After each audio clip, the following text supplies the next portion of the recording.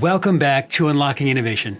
My name is Kevin Rhodes, and if you are looking to unlock new customer value in your organization, you've come to the right place.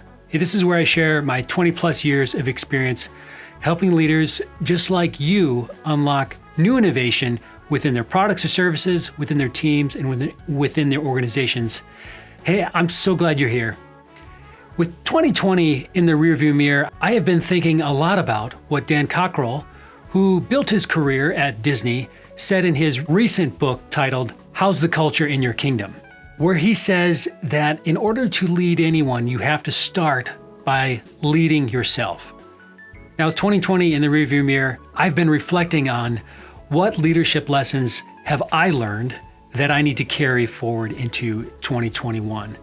And really that has surfaced three things that I'm leaving behind in 2020, and the three things that I'm replacing them with in 2021.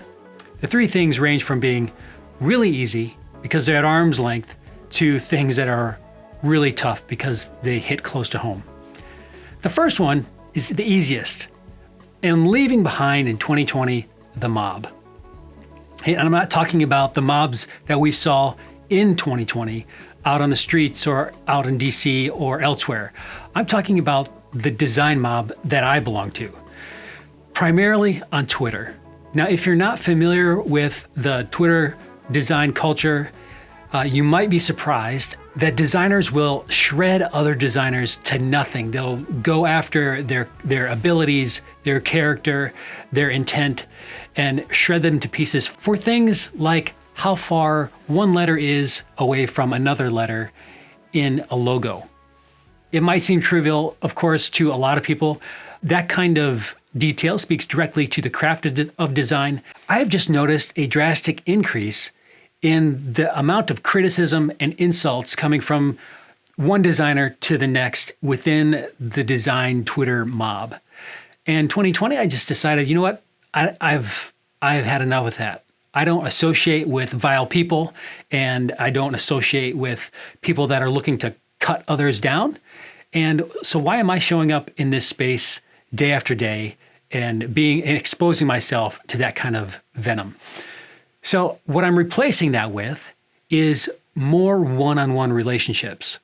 So for example, I meet with a fellow designer, innovator, leader every other week. We hop on a video call for about an hour, and we talk about how to help our organizations move forward. We talk about how can we drive more insights from customer research back into the way that we think about delivering new value. And that relationship is critical to me and vital. It brings new ideas to me. It helps sharpen my skill set, and it helps me stay engaged in ways that, frankly, the Twitter mob never could. So, late fall or so, I deleted my Twitter account. I just said, I'm done. There's no need for me to show up in that space. The second thing that I'm leaving behind is the white supremacist and the woke supremacist. What I'm finding within myself, when I think about leading myself personally, I have a rapidly decreasing tolerance for a type of thinking that elevates people to a place of superiority, a place of self-righteous indignation towards another human being. And it was easy to see and observe that online. What I found as a white male is that there are comments both from the white supremacist aspect of things and the woke supremacist aspect of things that I didn't realize were so close to me.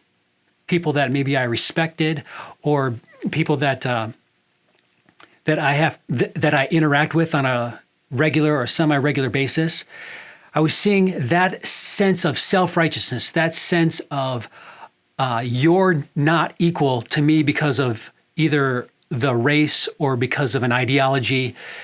And that really began to wear on me. So I'm replacing that. I'm disassociating with any form of that kind of thinking that says, I'm better than you are at a core level because of XYZ. And I'm replacing that specifically with thought leaders and individuals that look to elevate and celebrate human dignity.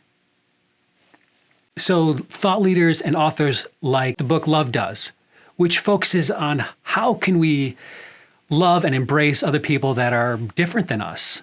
So that's what I'm leaving behind in 2020, disassociating myself with any sort of supremacist and replacing that with individuals that are looking to celebrate human dignity and equality.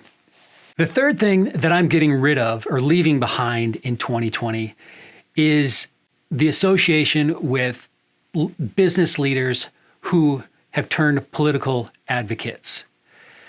And now this one hits close to home because I do not have to look far at all within my own small West Michigan community to see business leaders who have stepped into a political space, whether it is about race or whether it is about wearing a mask, like doesn't really matter the issue politically.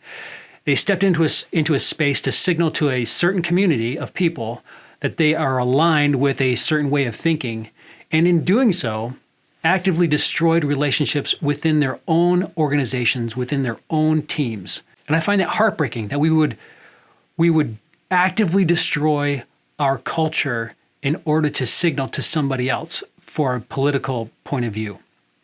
I think it's short-sighted. Now, I absolutely believe that leaders ought to work within their organizations to make sure that their employees are safe, that they're respecting the earth and caring for its future, and that everyone should be treated equally and everyone should have a safe place to express themselves and bring their full self to work. That's the job of a leader. So how that's affected me personally over this last year is there were some creative projects that I was interested in doing and collaborating with, and frankly, I backed away from because I didn't want to drag myself and the ones that I care about into a arena that I have no influence over, at the cost of those that I care about and those that I have influence over. So instead, I'm replacing that with aligning myself where I show up and do business within my own community and where I show up online is to help others that are specifically focused on bringing unity. There's nothing unifying about politics, and I want to find and align myself with leaders and other organizations that are looking for ways to bring people together, not split them apart. And for me, this one, like I said, this one really hit close to home, and I had to make some really hard decisions about how I was going to invest my time and energy into what I feel is important for me. So there are three things that I'm leaving behind in 2020.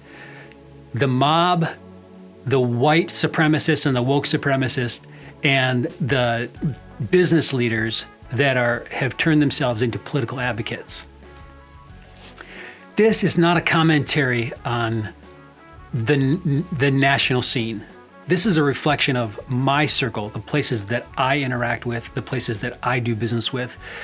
And as I've been reflecting on those three things and finding ways to get rid of them, I'm replacing them with more one-on-one interactions, finding individuals that elevate and celebrate human dignity, and then aligning my energies and activities with individuals that are looking for ways to bring unity and not division.